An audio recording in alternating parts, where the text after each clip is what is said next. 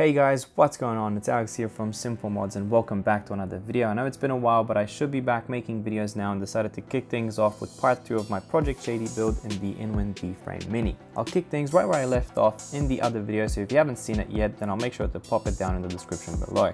So of course the first thing I started doing is mounting the radiator stand onto the motherboard tray and figuring out exactly where the radiators should mount. I firstly masked off the tray and marked my drill holes using the stands with the radiators mounted onto them to ensure perfect positioning within the chassis. And then I drilled and tapped the holes to an M4 thread, and after a quick test fit it was all good to go.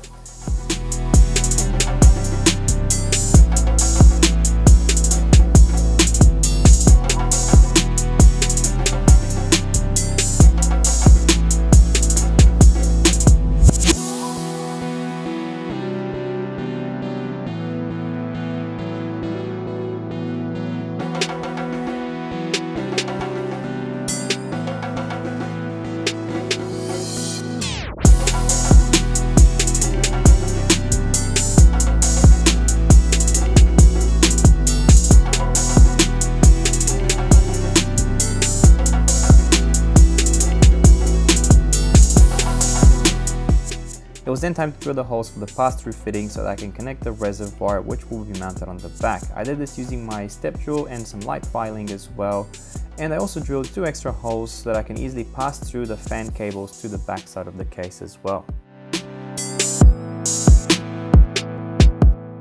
And you can see the motherboard tray here ready for another test fit.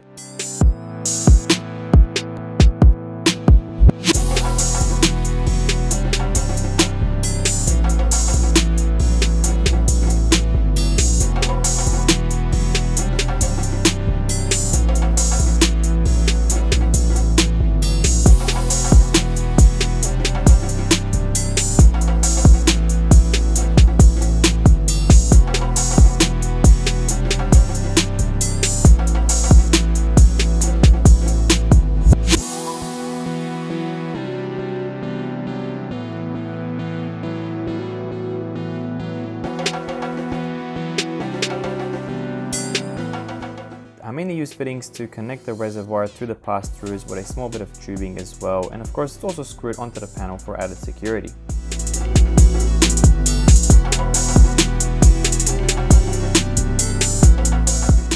I also made a custom mounting for a vandal switch for the power button, which I decided to mount in the top corner here towards the back side, which is still easily accessible in order to turn on the build.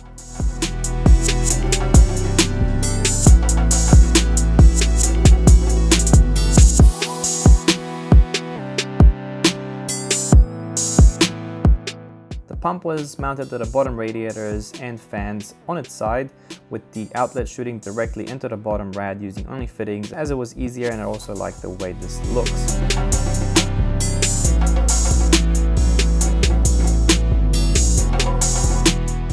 Between the pump and the bottom pass-through fitting, I used fittings only as well, mainly because it would have been a lot harder getting a piece of tube in here or having to do a bend in this area here.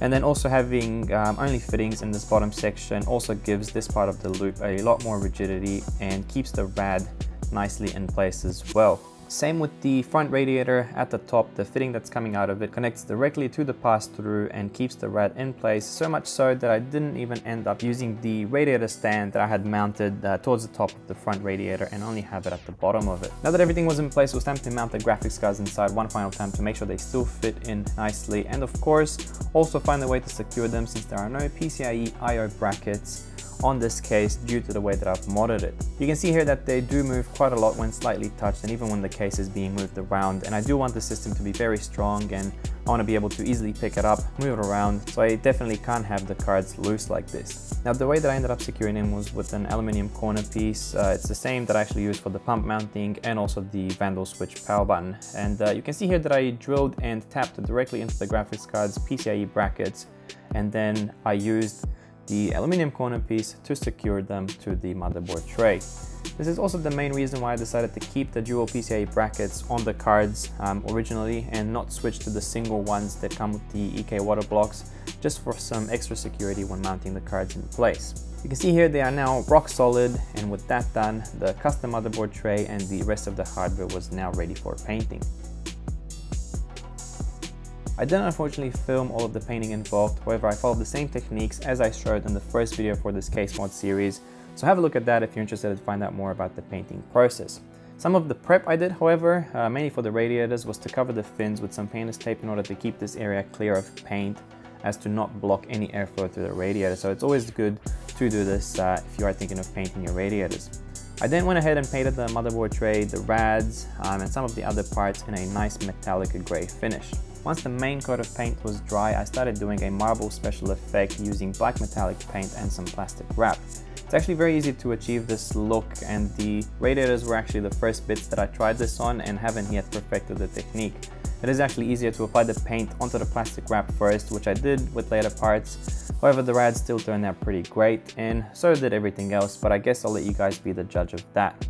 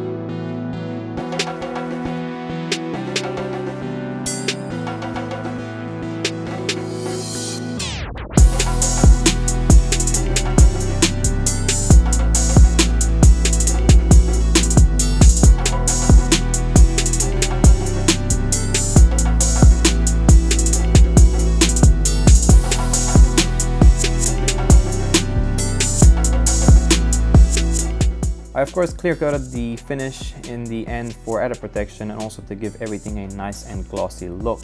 And for other parts which I left black, such as the fans, and I also decided to paint the EK water blocks for the graphics cards, which were also black as well. I did the effect in reverse, and instead of using the black metallic paint, I used the grey metallic paint over the already black finish with the same plastic wrap to achieve the marble look.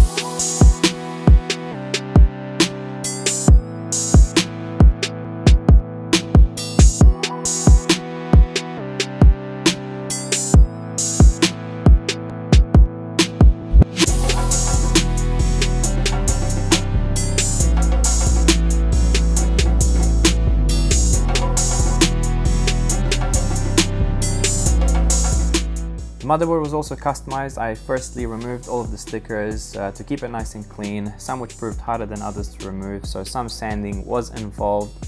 And I also removed the ASUS badge from the PCH heatsink as it had a scratch on it and I couldn't really get it off, so I decided to give the motherboard the marble effect as well. So I ended up painting the heatsink in the end, not sticking anything over it. And then I also painted the top of the I/O ports with a sort of mixed combination of the black metallic paint and then the grey to achieve the marble look.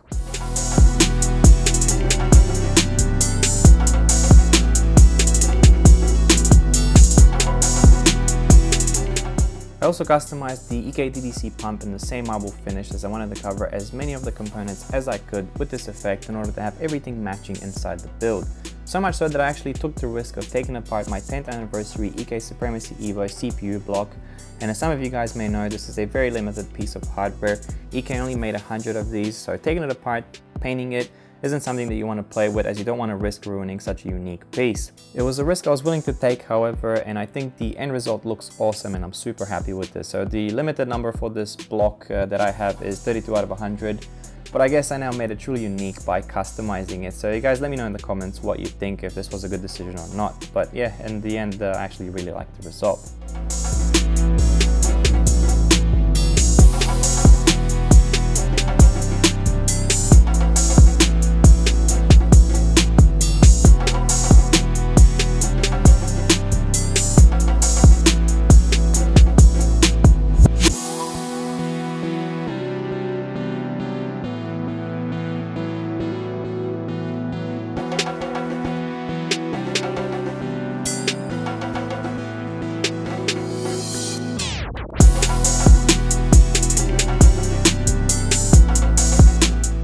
For the power supply, as well as covering the EK Varda fan stickers around the back here, I cut out bits of vinyl that I then painted before sticking them on.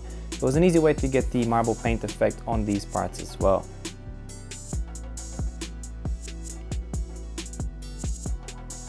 So I hope you guys enjoyed this video and like how the custom painted parts turned out. Make sure to follow me on Facebook, where I will post further behind the scenes look at this build before it's finished, and stay tuned for the next part video where I will unveil the finished project. If you enjoy my content, then subscribe to my channel, check out some of my other videos, and hopefully I'll see you in the next one. Cheers.